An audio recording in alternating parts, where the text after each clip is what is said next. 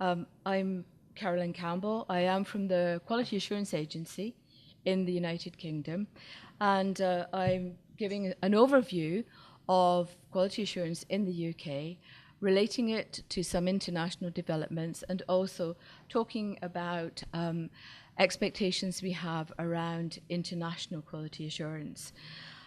We've heard a lot this morning, a lot of references to quality and to quality assurance. And I was very fortunate to have one of the speakers actually mentioning accountability. Because when we look at the purposes that are given for quality assurance at national level, they are threefold. Mainly, they used to be about accountability. And different stakeholders have different notions of what accountability means. Is it accountability in terms of value for money? Governments are very interested in that sort of thing, but so too are students and parents if they are actually paying the fees. But also too, governments are recognizing now, and we heard this very much this morning, recognizing the contribution that higher education makes, not simply to economic well-being, but also social well-being. Protecting students' interests is crucial. Again, this morning Bill Rammell mentioned students as partners, and that's very much on the agenda of the UK Quality Assurance Agency, and I'll mention that. But one of the other purposes for quality assurance is improvement, or we call it enhancement in the United Kingdom, and development of quality cultures within universities. And again, I saw the phrase quality culture being on one of the slides this morning. But a third purpose for quality assurance has been emerging, and has been emerging quite fast, and that is the need to put reliable information into the public domain about quality and standards, which allows students to make informed choices about where they want to study, what they want to study, how they want to study. It also helps employers understand what a degree means, or what a qualification means.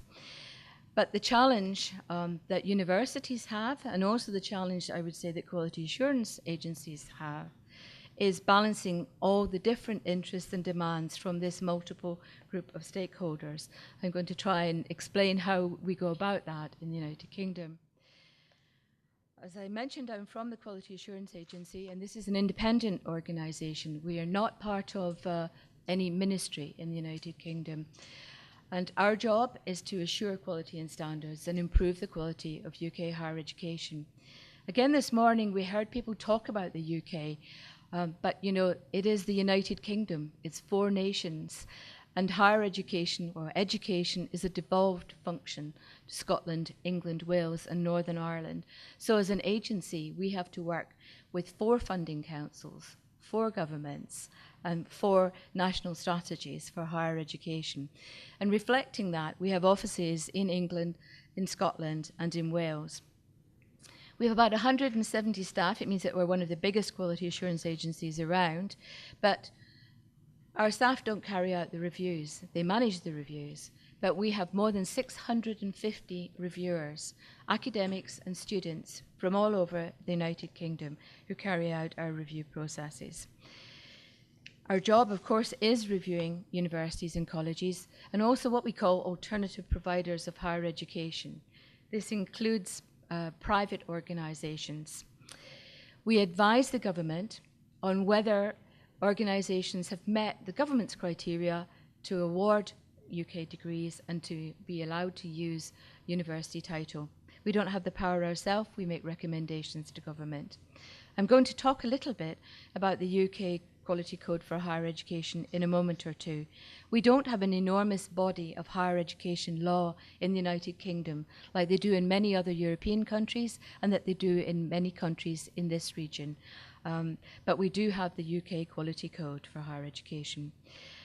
Again, this morning you heard many mentions of the border agency, which is now the Home Office. And QAA actually has the role of providing what's called education oversight of private colleges who want to recruit international students. This has been a new world for QAA. We've been used to dealing mainly with publicly funded institutions and mainly large institutions. But now we find ourselves dealing with colleges with maybe only 50 students. At small colleges, they might only have been in existence for 2 or 3 years, but we're also dealing with universities that have been around for more than 500 years, and some very enormous institutions like, for example, our Open University. So we have to live with diversity. I'm not going to go into great detail about the characteristics of UK higher education, but another word that's been mentioned a lot in the morning session is autonomy. And our universities are autonomous in terms of the staff that they appoint, the students that they select, the design of their programs and the award of their qualifications. We, as I've already mentioned, have many different types of providers of higher education and also many different methods of course delivery. People talk about MOOCs as if it was something new and revolutionary to deliver programs online, but in fact for many years universities have been doing that and delivering full programs online, full degrees online, not simply chunks. We are an agency that's reviewing at institutional level, and we're reviewing teaching and learning. We don't review the quality of research. That's done as a separate exercise in the United Kingdom, and we no longer carry out reviews at subject level, although for 8 years, from 1997 on, every subject in every university in the UK was reviewed, and at the end of the process we were all exhausted. But actually we had hit the law of diminishing returns, and universities had established effective internal quality assurance processes which are relied on now in external review. So how does this all fit together? Well, the main principle in relation to the quality assurance system in the UK is that universities and colleges own their own quality and standards. They take responsibility themselves for what they're delivering. The role of the Quality Assurance Agency is, if you like, to hold up a mirror to the universities and colleges to show how they look. We're looking at the effectiveness of internal quality management processes to deliver quality and standards and meet the expectations in the UK Quality Code. We work with students. We are very much engaged with students as an agency. They're on our board of directors, so involved in governance. They are reviewers. They're equal members of review teams, and they are trained in the same way as our other reviewers. We also have a student advisory board, and in fact last week my team made our first step in internationalizing our student engagement and had the first of a series of focus groups with international students to discover if there's anything in particular that we've missed in relation to our engagement with UK students. Finally, and again something that's on the agenda later on, is that we work with all sorts of stakeholders who have an interest in the quality of higher education. This includes the professional and regulatory bodies who regulate admission to professions like, for example, medicine or law. And we're also working with employers. And they are very much engaged now in an activity that we're carrying out, which is the review of what we call our subject benchmark statements.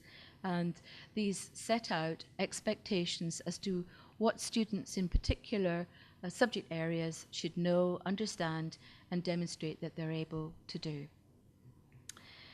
So, we live in a rather complex world in the UK in higher education, and the challenge that QAA has is to ensure that the quality assurance of UK higher education continues to work coherently across all 4 nations. The UK Quality Code, which I'm about to describe in a little bit more detail, is a very important component of that because it's setting out the expectations that all providers of UK higher education are required to meet.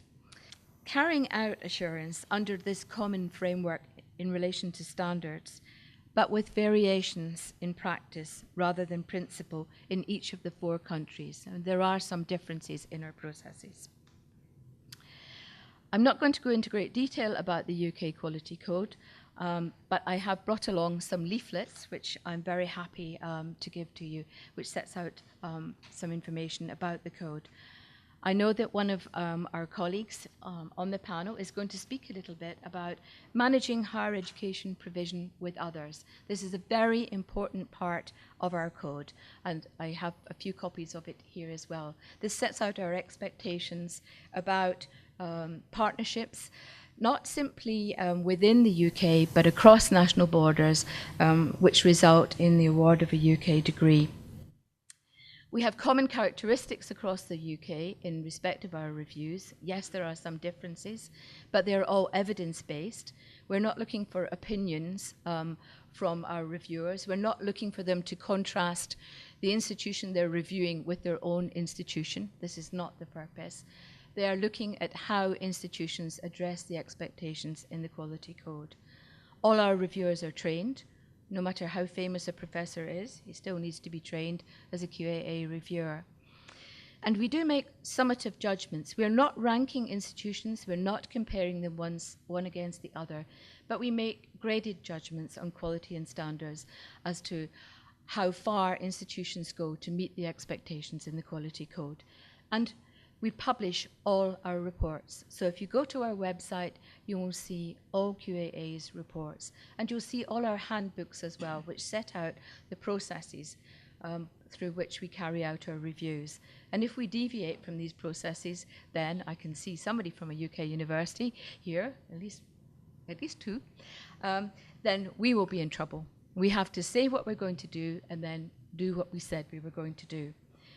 We have taken our own medicine as a quality assurance agency, and we've undergone external review ourselves to confirm our compliance with European standards and guidelines.